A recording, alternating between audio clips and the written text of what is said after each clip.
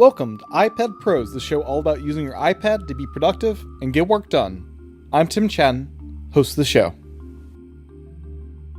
The great thing about the iPad is it's versatile, and being a writing coach is a job that demands versatility, as I just described. So what do I mean? I start talking to somebody who's insecure about their work, and I've got the iPad on my lap with the Apple Pencil, and they barely know I'm taking notes. Or I have a questionnaire that I want them to fill out, and I just hand them the iPad and the pencil and say, just check the boxes you think apply to you. And that's a very comfortable experience for them. Then they want me to read their script. I put the iPad in the stand, I have my keyboard, and I'm into full-fledged reading. I can annotate with the pencil, or I can annotate the way that you might in Apple Pages or in PDF Expert, all depending upon what format they gave me. It turns from a writing machine into a coaching machine, and roll back and watch some video on it if I want them to see a scene that their writing has reminded me of. Now, you can do a lot of these things with a desktop, but it always involves you gathering around the machine. And the iPad doesn't make you do that. Welcome back to iPad Pros. Today on the podcast is Academy Award nominated writer and writing coach, Roger Schulman. Roger was nominated for an Oscar for his work on the hit animated comedy Shrek. He's also written a number of sequels for Disney, including The Fox and the Hound 2, Bambi 2, Mulan 2, The Jungle Book 2, as well as Balto. He also co-created, wrote, and produced the sitcom Jonas. Roger is also a writing coach. You can find more info about that over at thewritingcoach.com. As you can see in the episode title, this is just the first part of a two-part interview with Roger. In this first part, we dive into why he made the switch to the iPad Pro, his work in general, his workflows for researching and writing, and a bit on website creation from iOS. In the next episode, we deep dive into some apps I'd never really heard of and was blown away with when looking into their App Store listings. As a reminder, if you want to support the podcast, you can head on over to patreon.com/iPadPros. Every dollar is of huge help and greatly appreciated. You can also leave a review on Apple Podcasts. Each review is immensely helpful, signaling to Apple's algorithms to show the show higher in search, helping others discover the show. Without further ado, here's part one of the interview I did with Roger Schulman. Enjoy. Welcome to the podcast, Roger. Thanks. Can you first introduce yourself and the work you do? Sure. I'm Roger Schulman. I'm a writer for movies and television, or, whatever television is today. A lot of my work has been in animation, and I've also worked in the sitcom business quite a lot. In addition to my writing, I now run my own online and face-to-face business coaching writers and aspiring writers.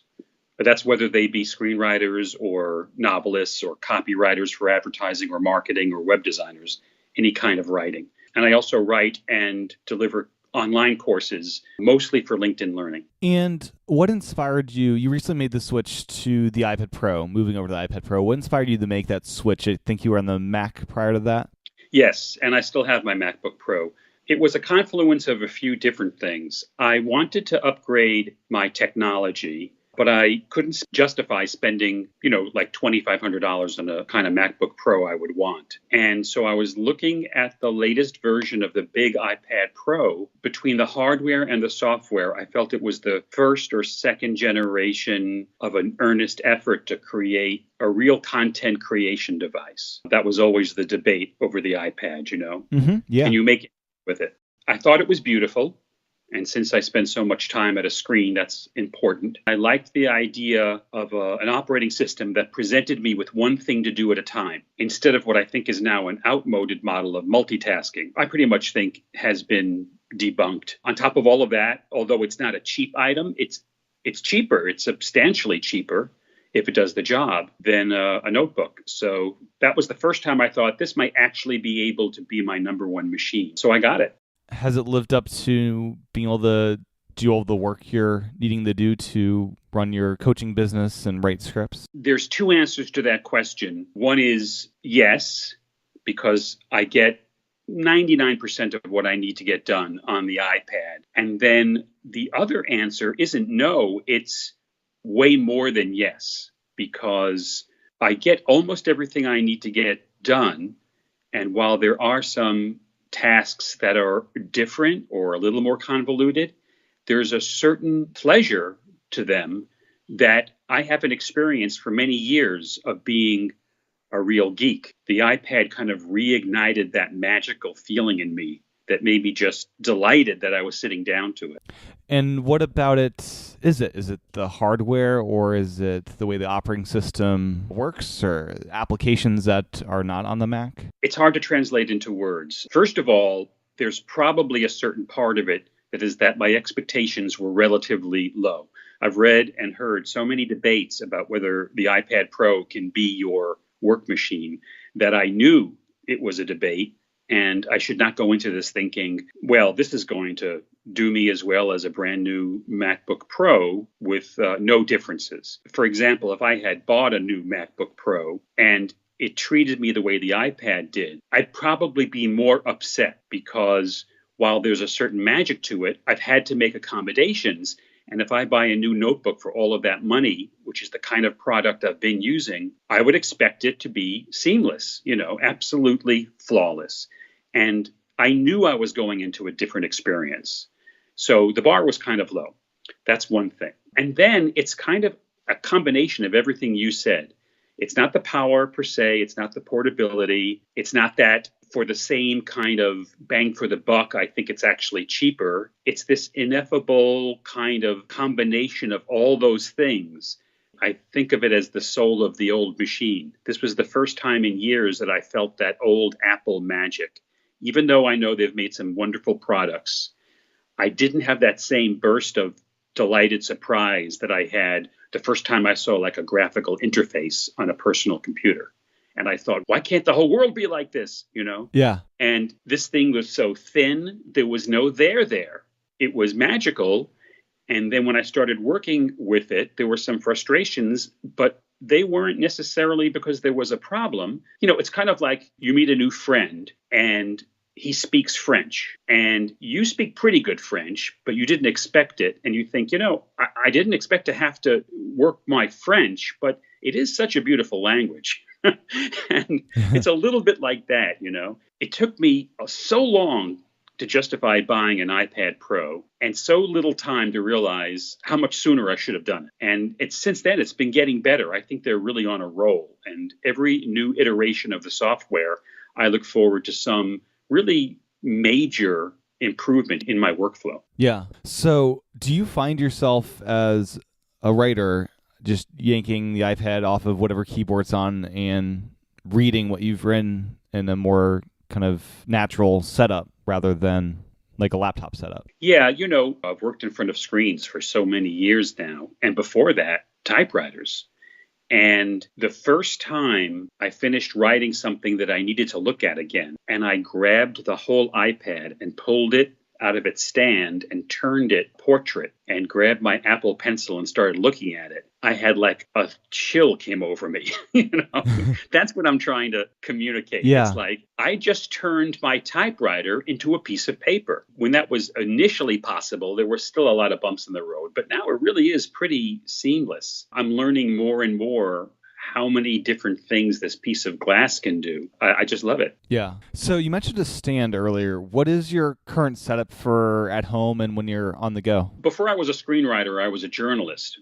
I learned to write at any time of the day or night, anywhere. In fact, there's almost a romantic notion about that with reporters. You don't blame your tools. If you have to, you stab your finger with a needle and you write in blood.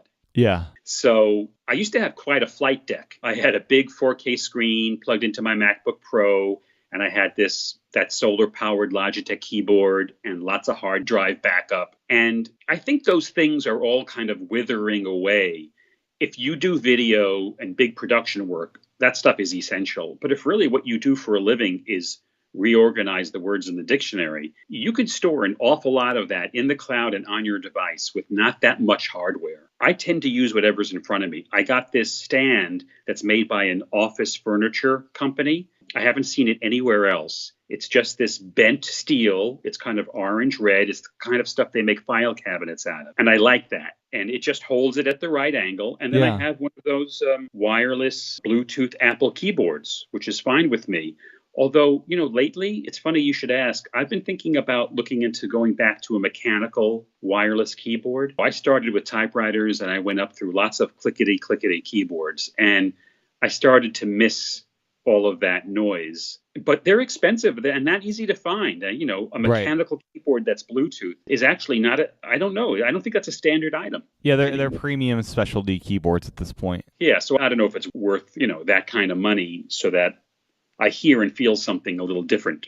I really don't have a problem with any of the keyboards that Apple's made, like some people do, even though I've used keyboard technology all the way back to, to typewriters. So I have the stand and the keyboard on a little thing called a scooter, which is basically, it's this wooden desk that can go up and down. It's at right angles to my regular desk. And that's it, really. It's in very good communication with my iPhone, which was like a whole nother level of magic that I'm really enjoying. And that's it. Now, I'd like to dive into your work a little bit. You've written quite a few animated features. Is there something about that medium that you enjoy writing in over live action? There's a few reasons behind that. The first one is animation doesn't charge you money for location. So if you're writing a scene and you decide, gee, this would be great if we could set it on Mars, then the artist just draws Mars. It's very freeing for the production process. You do that with a live action movie, and they're either talking about building Mars on a soundstage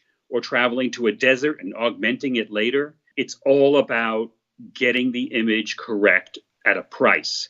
And with animation, you're much more free to go anywhere you want. That's number one. Number two, I think animation is the best medium for appealing to a number of demographics simultaneously. If you go to a really well-made, well-written animated film, you've got something for a 2-year-old to laugh at, you have something for a 10-year-old to laugh at, and you have something for a 27-year-old to laugh at, all at the same time, if they do it right. And you could do that in live action, of course, but it's a lot harder. And it's also more forced. It doesn't really necessarily feel appropriate. And animation has that distance. And so it lets you be a little more fantastic and multi-level. The words can be pointed at one audience, while the physicality can be pointed at another, and the sort of humor can be pointed at yet a third. It's magical to me for that reason. And then the third reason is just very practical.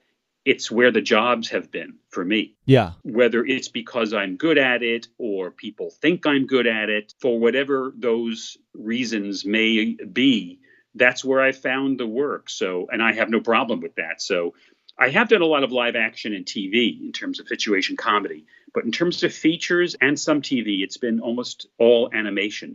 Yeah. One of my favorite things when I lived in Los Angeles was we'd go to the script library. There was like a library of film scripts. You couldn't check them out. You could only read them on location. It was just fascinating reading through all of those. It is a different kind of medium to kind of learn how to do well. I'm not sure if there's a question there or not.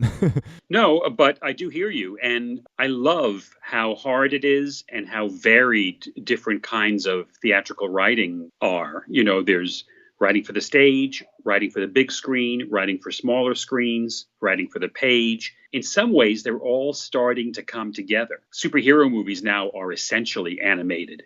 You take something that was a movie and now they're making it into Broadway musicals. It's all swapping around, I find it very interesting. Yeah. For your actual writing of scripts, is there a research phase for most of your projects, and what tools do you use for that? Has that changed moving to the iPad? Yes, and probably no.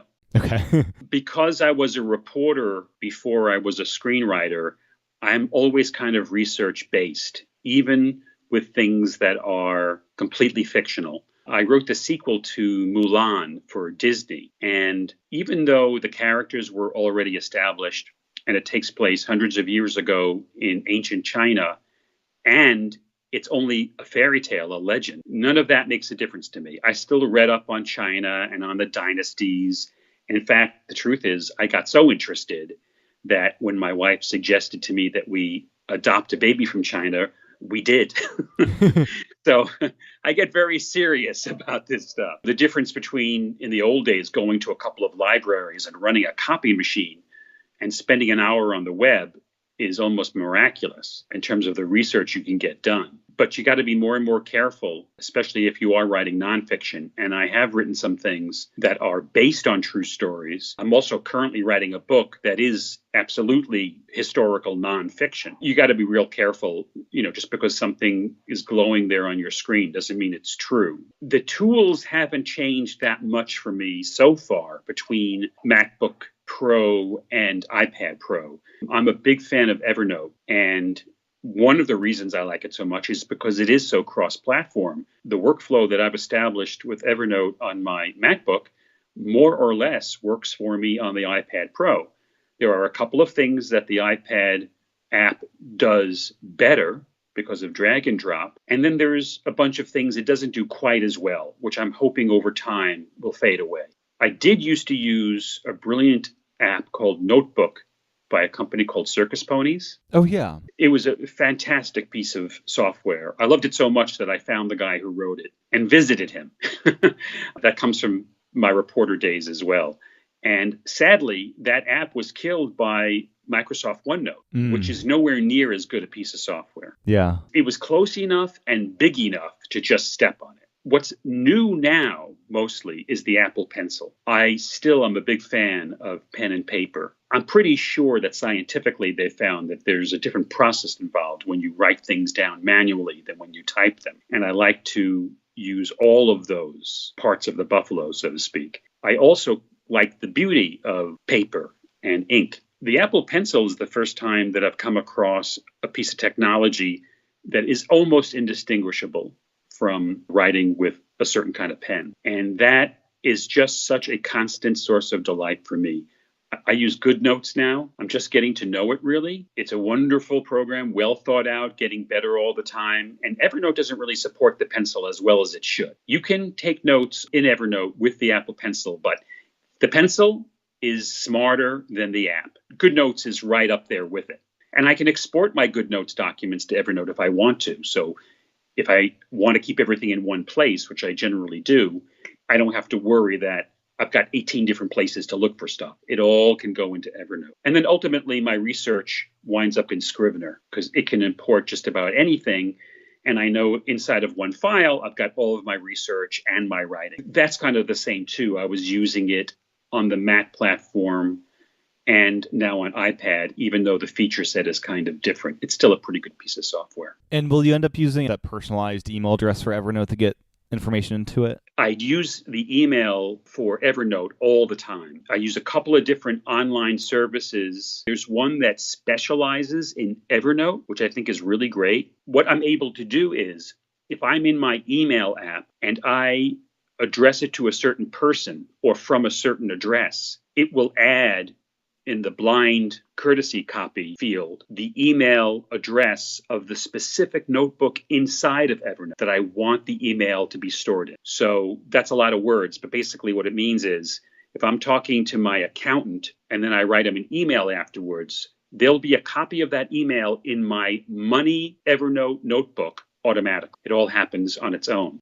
So you mentioned Scrivener. Is that your main writing tool, or is that just where the research goes? It's my main writing tool for anything that is of a certain length. I think that's probably by design on their part.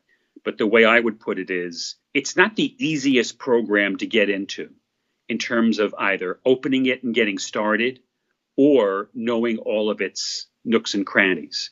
It's a big elephant. You don't want to have the elephant come into the room unless you need to really hose the wall down. If it's something I'm going to be spending a lot of time with, a screenplay, a book, maybe a movie treatment, I will definitely fire up Scrivener. Or if it requires a lot of research, storage. But if it's something that's just as important but shorter, like an important business letter, or maybe just an outline, or some brainstorming, I would never do those things in Scrivener. It's very structured. It's like a factory. I don't want to use that when I'm really just trying to churn something out with relative speed. It's not what I would call transparent. And it has a philosophical base that I'm getting to like more and more, but still have some problems with. On the Mac OS platform, it has these things called scrivenings, which is basically their word for any mini document. It doesn't have to be a chapter of a book. It doesn't have to be a scene in a movie. It can be whatever you want it to be. but the unit of currency in Scrivener is a scrivening. And then you can look at those things separately, or you can combine them to look at the whole document. And I didn't exactly get that when I first got the software, and now I get it. And then lo and behold, you go to the iOS version of Scrivener, and it doesn't have scrivening. So it's like the whole philosophical trip you took me through to get me to a place where I said, I see the light, I no longer can use when I'm on the same program in iOS. So what happens when it syncs over? Does it translate those scrivenings to some other form of storage? It does give you the individual scrivenings, but it doesn't let you combine and recombine and sort them the same way. Okay. So if you're on your MacBook, let's say that my scrivening was one scene, a long scene.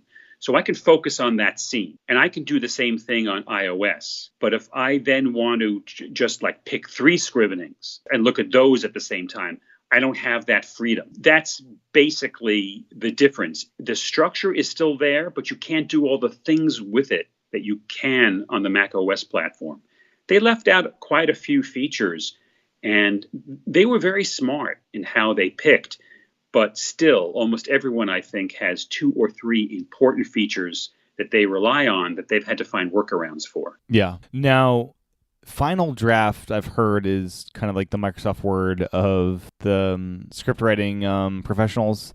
Is that something you need to export from Scrivener into Final Draft for sharing with others, or what's the use of Final Draft in your workflow? Yeah, Final Draft has a couple of uses, and Literature and Latte, the people who make Scrivener, I can tell they know exactly what their mission is, and you either like their mission or you don't. They are the assembly line, the factory where you really do the heavy lifting of putting together your writing. And then when it comes time to paint it and polish it and put the finishing touches on it and format it ever so correctly, that's not what Scrivener does. You send it to Final Draft, which is fully capable of being a place where you start and finish your draft. You send it there just for final touches, to make sure the page breaks are right, to add continueds, which means when a character speaks twice in a row without anyone else interrupting him, it says continued the second time his name is there. That's done automatically by Final Draft, and any script writing software. Scrivener, for some reason, doesn't know how to do that. You just really want to look at the script as a single unified document with a title page before you send it out. It could just be psychological, but sending that out from Scrivener, it just doesn't feel right. It's scary. Yeah. You want to run it through whatever script formatting software you've got. And then when you get to the next draft and the next draft, you have a choice. You can either re-import the whole thing into Scrivener, which understands Final Draft. Oh, good. And if you want, it'll even split it up again into individual scrivenings, but only on the MacBook. And that makes sense if you're really going to do another real deep dive and do a real heavy rewrite. Or if it's lighter than that, or you just don't feel like dealing with Scrivener anymore, you stay in Final Draft and do your rewrites from there. It all depends upon how you feel. But it does complicate things a little bit, but it also gives you an awful lot more organization and overall power over your script. Now, are you able to do your export from Scrivener iOS to Final Draft Mobile, or in that process is the Mac involved at all to make that happen? If you have done a really good job of writing your script in Scrivener in terms of the technical side of it, if you know that there aren't any stray lines, blank lines at the bottom of any of your pages, there aren't any widows or orphans, your title page is carefully formatted, you can go right from Scrivener iOS to Final Draft Mobile, and you're good to go. And the reason I'm putting in so many caveats is because, not because of Scrivener on iOS, it's because of Final Draft Mobile. Final Draft Mobile doesn't have all the powers of tweaking that Final Draft on the computer platforms, Windows and Mac has. For example, you can run a thing called Format Assistant on Final Draft for Mac OS that will scan your script for any formatting errors and stop you cold and say, there's one extra space before Bill's name on the second page. iOS Final Draft does not do that. If your title page is screwed up, you can do anything you want to with it with Final Draft on the computer platforms, on the desktop platforms. If it's badly screwed up, it's really hard on iOS to sort of start over again. It seems to remember the formatting errors, and you keep typing and it's still giving you that weird margin, Yeah. And I actually did the Final Draft mobile and Final Draft desktop courses for LinkedIn Learning and lynda.com. So I know what I'm talking about. I lived it. But I do have to say they've made big strides forward in their last couple of iterations. The reason Final Draft is the king of script writing software is basically for the same reason, like you said, that Word is the king of word processing software. They were there first, and they took over the market. And just like you might prefer Apple Pages to Microsoft Word, there are script writing programs that I think in some ways do a better job in Final Draft, but there's only one Final Draft, Yeah. So you're kind of stuck that way. I think what's going to happen, and this is not based on any inside knowledge, I just have this feeling that Final Draft is sort of going to transition to being online, and there'll be some kind of a lightweight app that will plug into that. But I just get the feeling that the days of $250 software packages may be soon behind us, especially because they were bought by a big company that does a lot more than script writing. They do all kinds of post and pre-production. And I think they're going to want to start introducing an integrated online system that will take a movie or a TV show from beginning to end. Kind of like I think Adobe's trying to do. Yeah. They have an application called Story, I think, and it integrates with all their other, Creative Cloud stuff. That's just the feeling. Now, with projects that involve multiple writers, how does the collaboration work, if there is any, or is it each writer does a separate pass as it gets closer and closer to the final script? Well, that question depends upon what the end product is you're talking about. If you're talking about a feature, more often than not, it's a solitary experience, which is not to say that there's only one writer on a movie, because nowadays there's almost never only one writer on a movie. But it's a serial process. There's one guy or woman that does a draft, eventually gets fired. Somebody else comes in to fix it, eventually gets fired, and then you rinse and repeat. And for reasons that are more about credit and money than anything else, these people don't even see each other, much less work together. Yeah. There are exceptions to that. They have writers' rooms sometimes to sort of bang out a collaborative draft of a movie. Certain directors or certain studios like to work that way. And it's been going on for a while now. But those are still, I think, the exceptions.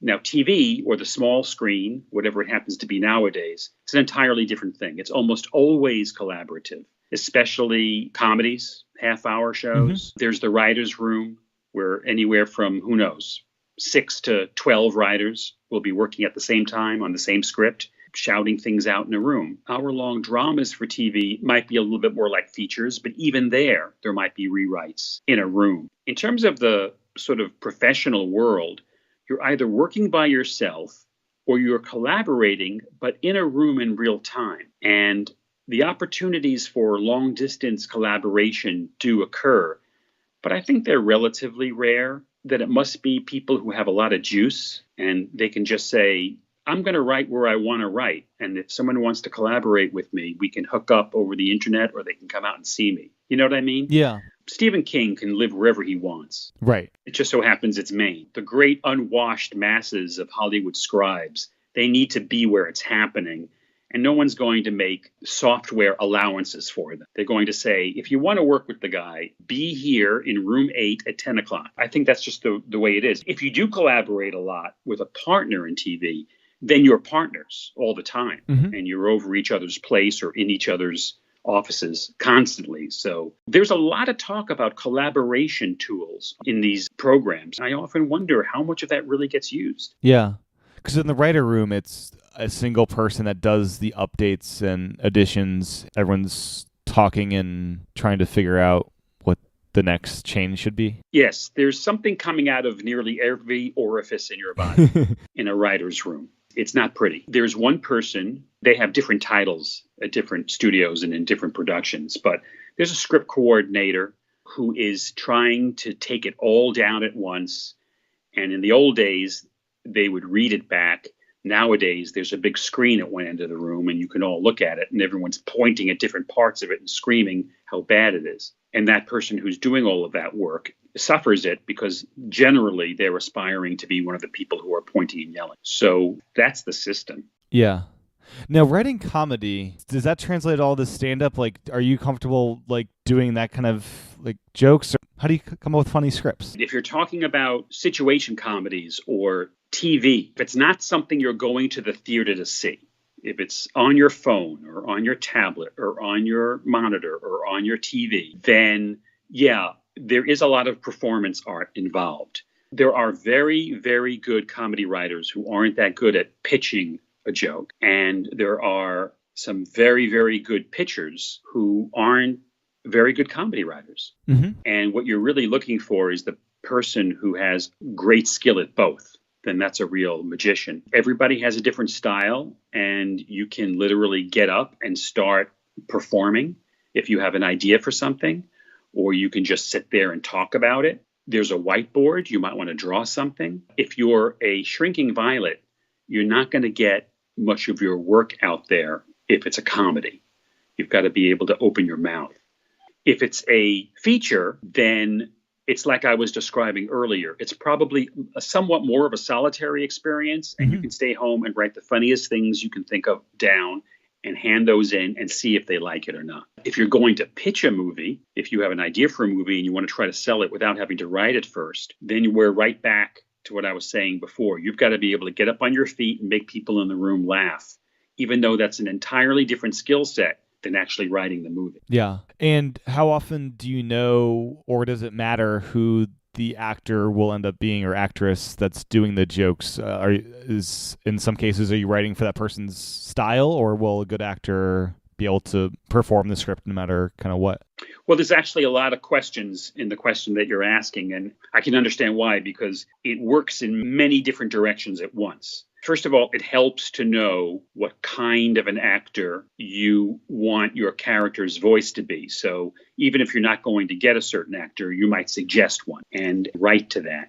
But you have to be careful not to actually pin it down to one actor's voice, because the odds of you getting the actor you want are next to zero. So, and then there's the whole thing of stars versus actors. You're right. A good actor should be able to perform a multitude of roles.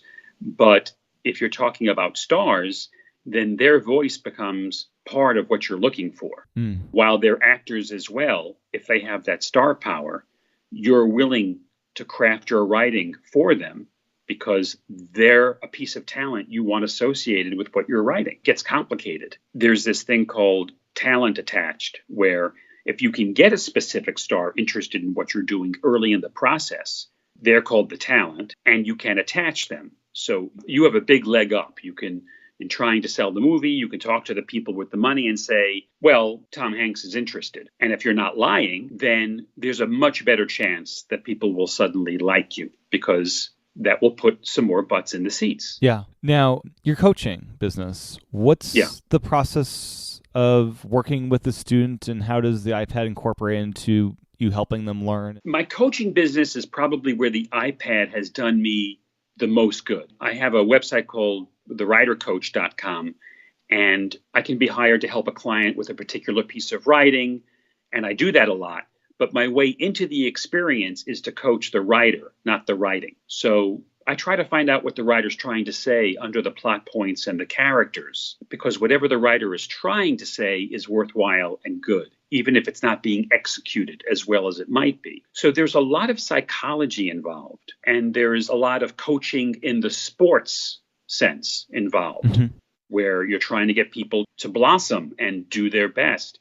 And then there's a lot of teaching involved. All of these things are going on in the process at the same time.